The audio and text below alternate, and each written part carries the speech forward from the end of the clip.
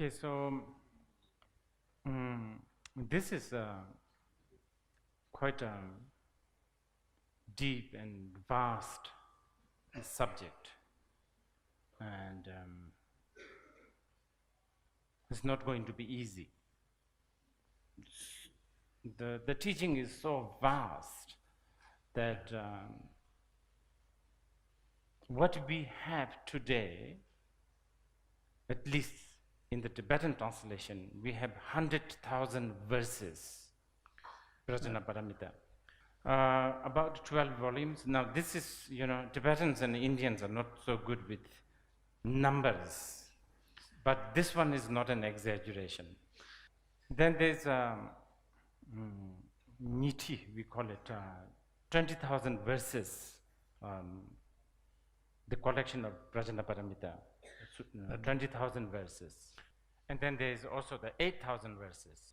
And then the, Prajnaparamita, even those who don't really understand what is in the text, in the Mahayana countries such as China, Tibet, it's quite a big deal. There are traditions such as just to having the collection of books in the shrine. Sometimes lay people request monks to even do what we call the shalche, which is just flip through the pages, not even read, just flip through. Prajnaparamita is like I would say, like a heart and the soul and the spine and the head of Mahayana Buddhism. But not just Mahayana Buddhism. Buddha said in the Prajnaparamita Sutra, "Gang nyenthu chisala labar debejen sherabchi bharut chimbara labar chao, gang changjusim besala labar debejen sherabchi bharut chimbara labar chao," which means those who want to achieve liberation of different categories such as arhat or bodhisattva, yana, and so on and so forth, they all have to go through the Prajnaparamita. Basically, it's very important. In fact, Buddha said this is the only way. But of course, this time we are sort of just touching and discussing the Prajnaparamita Hridaya, which is the quintessential Prajnaparamita Sutra, which is only like 2-3 pages. And I insist, we are only going to sort of, we will try to just provoke some curiosity. That's all, I could do. When asked Davatagwa Chandakirti, to whom should we teach Prajnaparamita or the Shunyata? One would think, he would say, oh, Harvard graduated, or Campos. To them we should teach Prajnaparamita. But he didn't say that. He said Prajnaparamita should be taught, Shunyata should be taught to only those.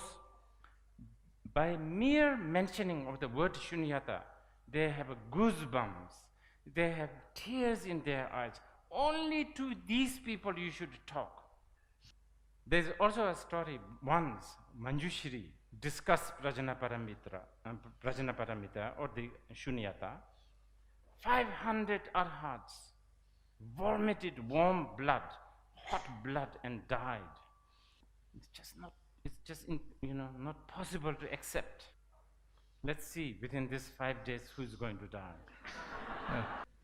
I, for one, I'm still alive, which means two things. I have mastered this completely, or I have no clue at all. Definitely the first one, I have to say this.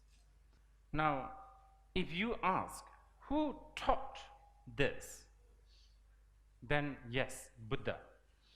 But when we say word taught, this needs to be discussed, because we are not on, when we talk about, when we say he taught, not necessarily he used his lips and mouth or used language. Many times he taught in a totally opposite way, meaning not talking, not using lips. In fact, Prajnaparamita Hridaya, he was sitting, nothing, he was he was, we will discuss this, but this is not coming from his mouth. And this has a very, very, very important, significant, we will discuss later, if I remember. Why was he not using his mouth? Why was his disciples discussing this? And why? And this is considered his teaching. This is a sutra, Prajnaparamita Sutra, which is usually is supposedly the words of the Buddha. So why is it categorized as this? Why not Shastra? Anyway, as I said, Prajnaparamita is a very important for Buddhism, and historically also places like China hosted. China is one of the biggest hosts of Prajnaparamita tradition or the teaching. Of course, Japan, Korea, they also became vessel for Prajnaparamita for many centuries. And yes, of course, Tibet. In India, in the past, Prajnaparamita was a very important, especially, made more important by guys like Nagarjuna and Asanga. You might want to ask, what's the benefit of this Prajnaparamita? Will it help us have good sleep? Yes, definitely. I'm not making it up. I'll quote. 대답에는 체답지 파르도 침빙하 릭바 침빙하 라나메빙하 미냠바다 냠바르 집빙하 능할탐지 랍도 시버르 집빙하 meaning yes, good for sleeping if you have an insomnia problem. Nepali translation, dungaltamji, all the dukhas will, very good. Yes, it includes everything. Is it good for relationship? In case you are having a relationship problem, yes, it's good for this. Is it good for parenting? Absolutely. Should you be talking to your infants, babies, kindergarten students? Should you be talking to teenagers? Yes, this should be one of the subjects.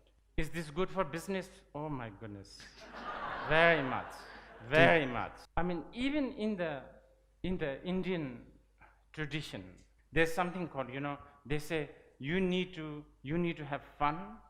Then in order to have fun, you need to have money, and you need to have a discipline. And finally, they say moksha, you need to know everything is illusion. These days, the fourth is what you don't hear from Harvard or Yale.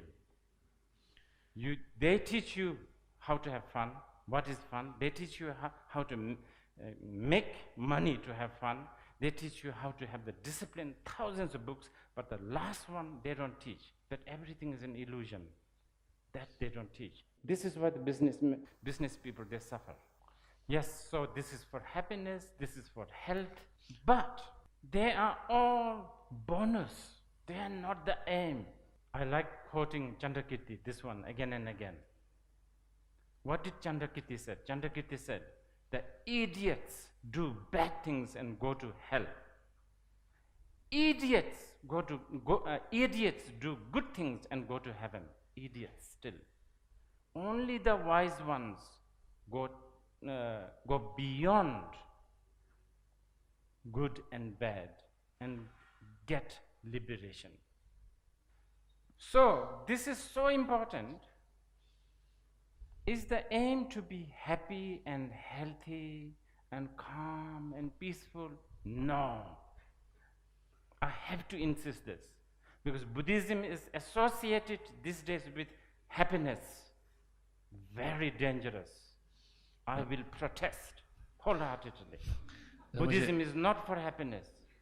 Remember, idiots do good things and go to heaven. They are the idiots who want happiness. To be non-violent is not a Buddhist aim. I mean goal, ultimate goal. Yeah. They are bonuses. This is so important before we even begin this. So for Buddhism, out of lack of choice of words, I will use the word liberation. Liberation is the goal. But the words like a liberation, nirvana, enlightenment they are so, I don't know, should I say overly used, or there's just so many, these words are used in so many ways. There's a Nirvana hotel, there's a Nirvana escort service, so on and so forth. We don't know. There's so much used. I mean, there are good reasons why these,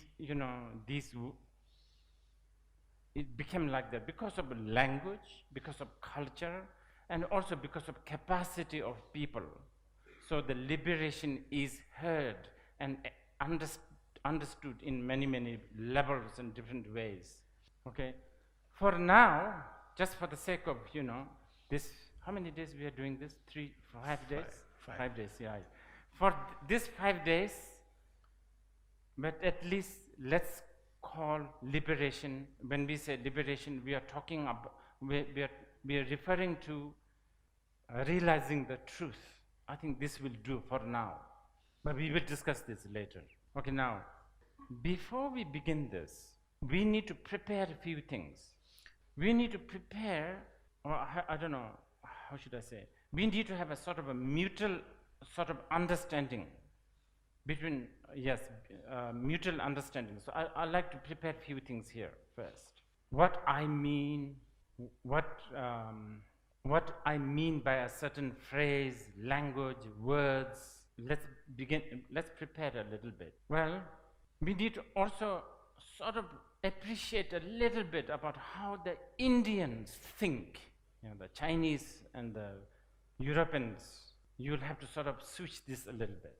And also Indian way of constructing a logic, and especially Buddhist.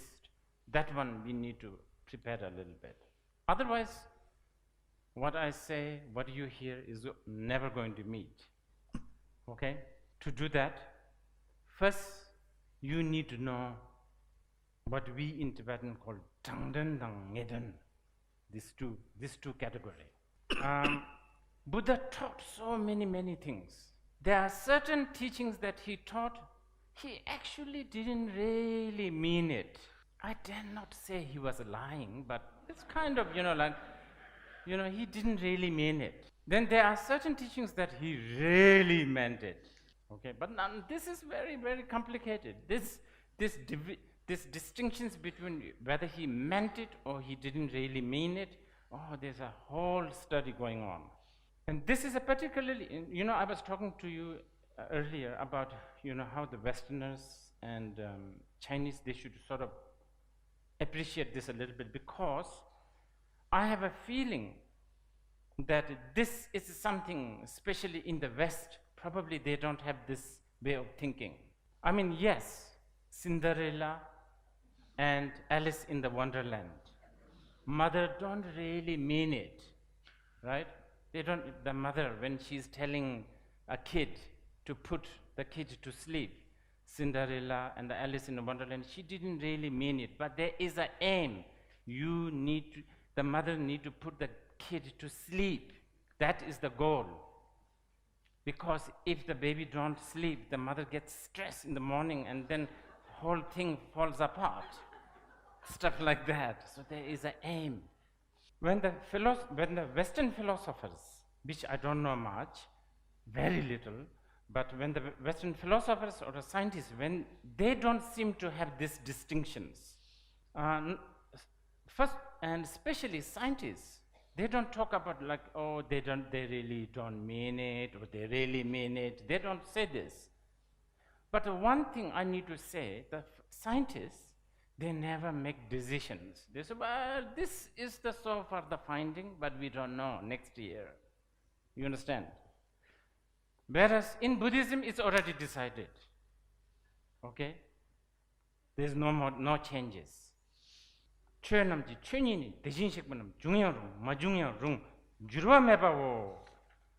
the Buddhas have come or not, the truth of the phenomena is unchanging. All compounded things are impermanent. All compounded things are impermanent before Siddhartha came. And all compounded things are going to be impermanent for, looks like, long time. until somebody proves no. One compounded things become permanent. It's contradictory. It doesn't. There is no such thing as a compounded phenomena and permanent. It doesn't. But for the Buddhist mind, it doesn't work. Okay. Anyway, you know, the teachings that require, really mean it or not really mean it. Is it? You know, that's a big one in Buddhism. Okay. I will give you some list of Buddha's teachings that he did not really mean it. Okay? I'll give you.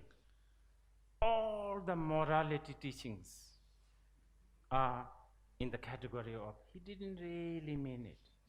Be a good, be a good boy. Don't be a good, but a bad girl. All of this, he didn't really mean it. Be generous. He did not really mean it. Be vegetarian. Didn't really mean it. Johnny Walker is not good. He did not really mean it. This is going to upset some of you. I'm kind of afraid to even speak this out. Mindfulness. You know, these days Buddhism, mindfulness this, mindfulness that. Buddha didn't mean it. I'm sorry, but Buddha really did not mean it. Because if mindfulness is what Buddha really, really meant it, Buddhists will have forever constipation. Forever. Then another one, love and compassion. He did not really mean it. I'm sorry, but he did not really mean it. Half of the bodhicitta also, he did not really mean it. Now the next one, so important. I'll be really blacklisted after this. What's that? I will be blacklisted after this. But karma, he did not really mean it. Reincarnation, he did not really mean it. And then the biggest one, samsara, nirvana, he did not really mean it. Long after Buddha, he's one of his disciples. Shantideva said in the Bodhicharya Avatara, Dunghal never shidendu drevi mongpa domija. He said, practitioners are allowed to keep one ignorance for the time being. You understand? You are allowed to have one ignorance. And what is that? Thinking that there is an enlightenment. So, this is a very brief list. There's much more. Now, what are the teachings that he really meant it? One that we are supposedly going to be discussing for the next 5 days. As I said earlier, distinguishing between these two, what he really meant it or not, is very difficult. Because it also depends on the one who's doing the listening of the teaching. In fact, when we talk about the teaching, we are always talking about, listener. We are always talking about that. I'll give you a glimpse of, even though this is not the right time, I will give you a glimpse of another angle. I just want to give you this because, for people like me, Nepal is such a sacred land. It's a very sacred. It's supposedly Chakrasambhara Mandala. It's a tantric. It's a tantric world, so to speak.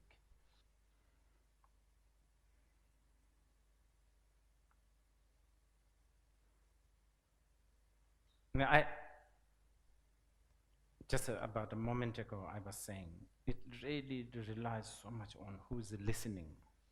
Okay, so if you read the life of the Buddha story, first thing after he achieved enlightenment, what did he say?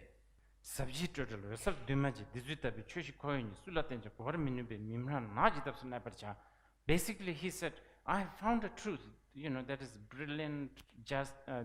brilliant, extremeless, peaceful, so on and so forth, but that no one is going to hear this. Therefore, I'm going to keep quiet in the forest. This is what he said.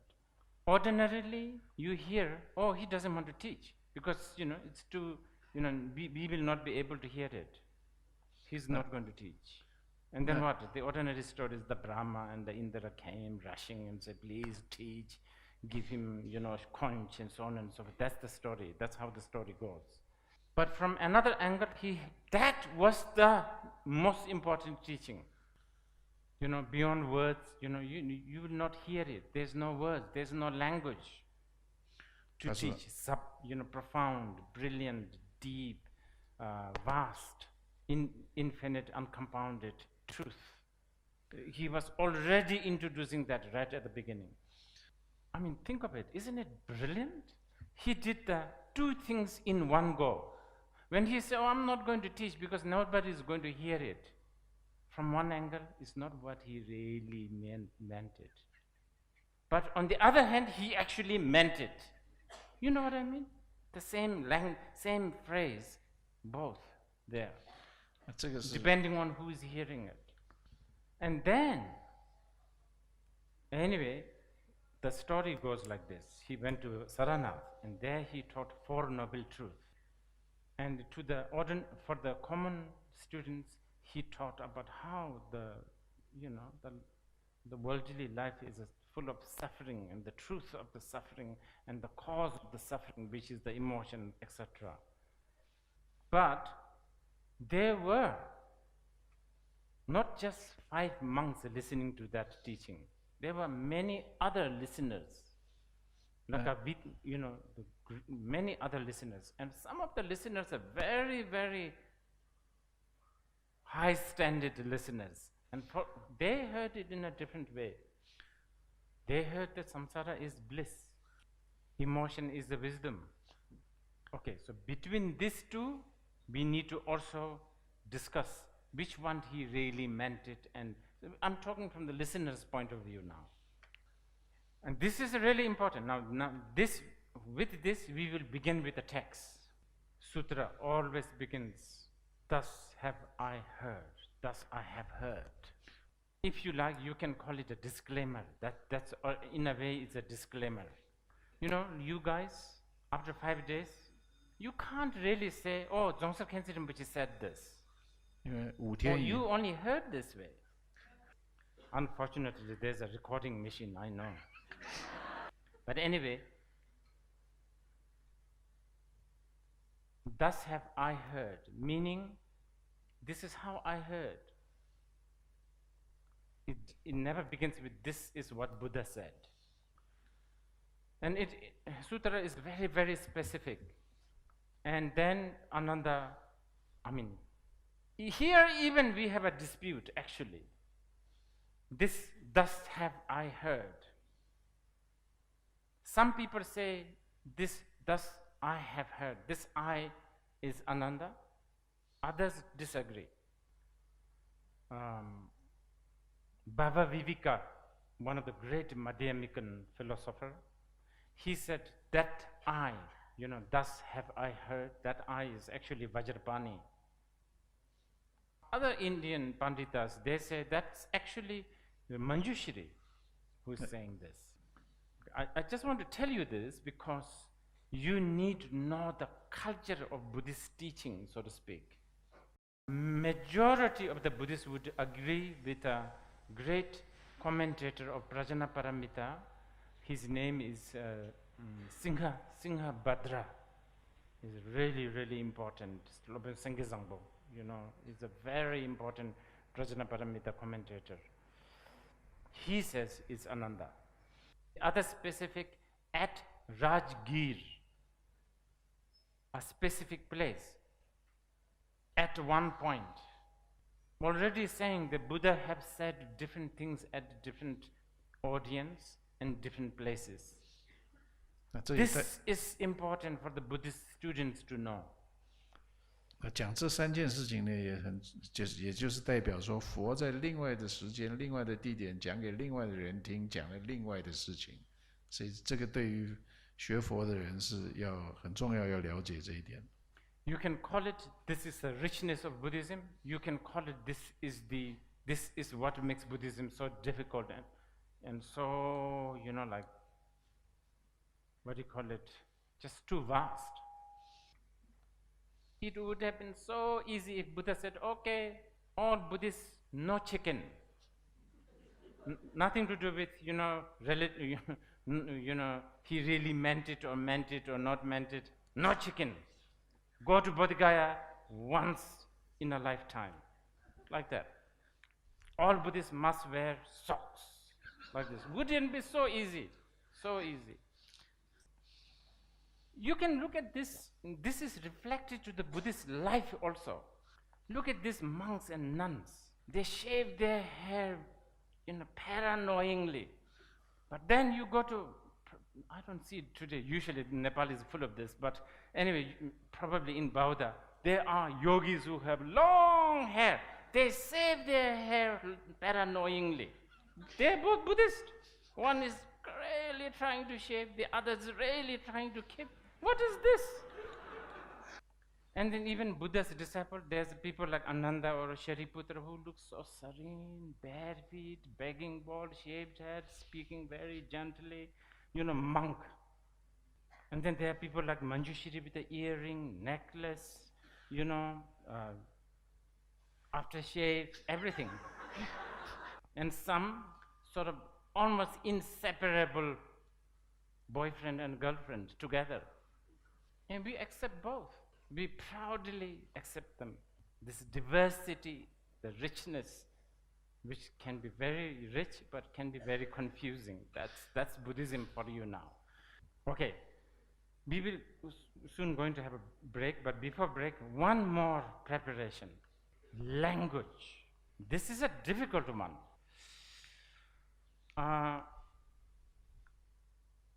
If for people like you and me, what we are trying to do is really trying to, the final aim, remember the liberation, the discovering the truth. How do we do that? For people like you and me, only way is talking and listening, so needing to use the language. Unfortunately, that's the only way. If you happen to be like a Naropa and I happen to be like a Telopa, our shoes will do it. But unfortunately, we are not. Maybe you are, but I am not. Language is always vague. The language is vague. If it's not vague, the poetry people will not have a good job. And it's always changing, and also depending on different culture. For instance, I was, for instance, like Jane Austen.